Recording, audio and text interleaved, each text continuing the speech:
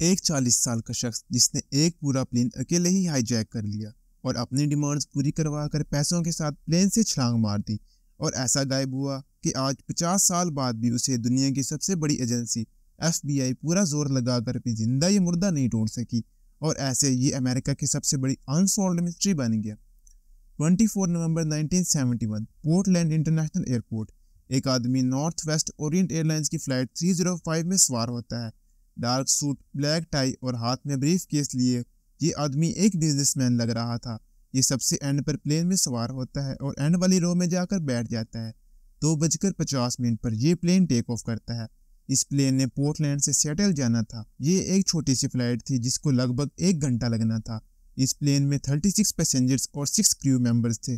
सब कुछ प्लान के मुताबिक जा रहा था, लेकिन फिर लास्ट सीट पर बैठा हुआ Dan Cooper flight attendant Florence को एक नोट देता है।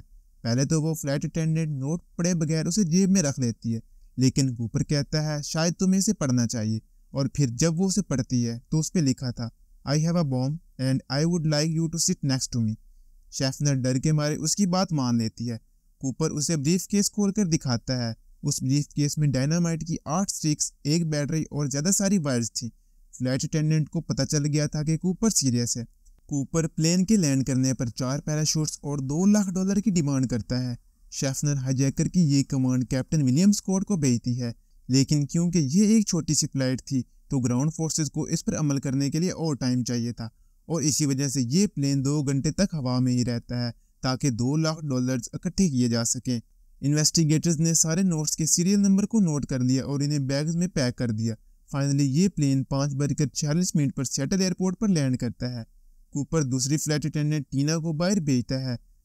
फ्लाइट अटेंडेंट पैराशूट और पैसे लेकर प्लेन में वापस आ जाती है। वो अपने साथ एक पेपर भी ले आती है जिसपे लिखा होता है कि पैराशूट्स को कैसे यूज करना है, बट कूपर कहता है कि मुझे इसकी जरूरत नहीं। कूपर सारे पैसेंजर्स और 2 फ्लाइट अटेंडेंट्स फ्लोरेंस और अलाइस को भी जाने देता है, लेकिन बाकी क्रू मेंबर्स के लिए ये कहानी अभी खत्म नहीं हुई थी। कूपर प्लेन को मैक्सिको सिटी ले जाने का ऑर्डर देता है। इस वक्त प्लेन में 4 लोग थे, flight attendant, flight engineer, first officer और कैप्टन। हाईजैकर कैप्टन को प्लेन 10,000 फीट से नीचे रखने का कहता है, लेकिन कैप्टन के अकॉर्डिंग ऐसा करना बहुत खतरनाक होगा और प्लेन क्रैश होने का भी खतरा है। लेकिन कूपर कहता है कि ये काम करेगा और उन्हें मजबूरन इसकी माननी पड़ती है। 7:40 पर प्लेन मैक्सिको सिटी के लिए टेक ऑफ करता है। टेक ऑफ के 20 मिनट बाद कूपर प्लेन 727 के पीछे वाले स्टेयर्स को नीचे कर देता है। ऐसा करने के कुछ टाइम बाद कूपर अपने पैसे लेता है और पैराशूट्स के साथ छलांग लगा देता है, और इसके बाद वो कभी नजर नहीं आया। 11:02 पर प्लेन रेनो में लैंड करता है। इस वक्त सारे क्रू मेंबर्स कॉकपिट में थे और उन्हें नहीं पता था कि कूपर प्लेन में है या नहीं, लेकिन जब FBI ने प्लेन की तलाशी ली तो यकीनन कूपर वहां नहीं था। ये बात आग की तरह हर जगह फैल जाती है। FBI ने इस केस की इन्वेस्टिगेशन शुरू कर दी, बट ये बहुत मुश्किल केस था क्योंकि कूपर ने एक वेल प्लान हाईजैकिंग की थी।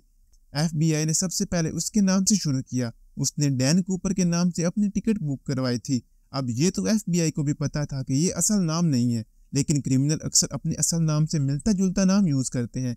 इस आइडिया को सामने रखते हुए वो पोर्टलैंड पुलिस रिकॉर्ड में इसकी तलाशी शुरू कर देते हैं और उन्हें DB कूपर नाम का एक क्रिमिनल मिल जाता है जो कि पोर्टलैंड से आधा घंटा दूर डॉल्स ओरिगन में रहता था। पुलिस ऑफिसर हाईजैकिंग की रात ही उसके घर के लिए निकल जाते हैं ताकि जब कूपर पैसे लेकर घर आए तो उसे रंगे हाथों पकड़ सके, लेकिन जब वो वहां पहुंचते हैं तो DB कूपर पहले ही अपने घर होता है। अब ये लगभग इम्पॉसिबल था कि कूपर स्काई जैकिंग के बाद प्लेन से जंप लगाकर उसी रात अपने घर वापस पहुंच जाए, तो सिर्फ नाम सेम होने की वजह से DB कूपर को नहीं पकड़ सकते थे और इसी तरह वो इस केस से बाहर हो जाता है। दूसरी तरफ रेनो एयरपोर्ट पर अथॉरिटीज प्लेन में से एविडेंस ढूंढने की कोशिश करती हैं। प्लेन में से उनको 66 फिंगरप्रिंट्स मिलते हैं, लेकिन उनमें से किसी की पहचान नहीं होती क्योंकि 1971 में फिंगरप्रिंट टेक्नोलॉजी आज जितनी एडवांस नहीं थी। इसके अलावा उनको कूपर की टाई और टाई क्लिप भी मिलता है। प्लेन में ऐसी कोई खास चीज नहीं मिलती जिससे ये पता चल सके कि हाईजैकर कौन था।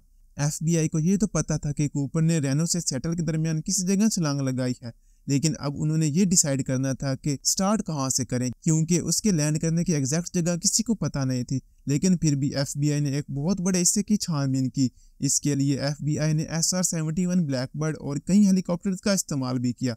इसके अलावा 200 सोल्जर्स ने पैदल इस जंगल की छानबीन की और रास्ते में आने वाले लेक मेरविन में एविडेंस की तलाश के लिए एक प्राइवेट कंपनी को हायर किया गया, लेकिन किसी भी जगह कोई एक एविडेंस भी नहीं मिला। लेकिन उसे कहीं ना कहीं तो होना था, तो एफबीआई ने उसका स्केच बनवाना शुरू किया और एंड पर 28 नवंबर 1971 को ये वर्ल्ड फेमस स्केच सामने आया। लेकिन इस स्केच के पब्लिक करने का भी कोई फायदा ना हुआ, क्योंकि वो उसके बाद किसी को नजर ही नहीं आया। आखिरकार 8 जुलाई 2016 को एफबीआई ने इस केस को क्लोज कर दिया और डैन कूपर अमेरिका की ग्रेटेस्ट मिस्ट्रीज में से एक बन के रह गया।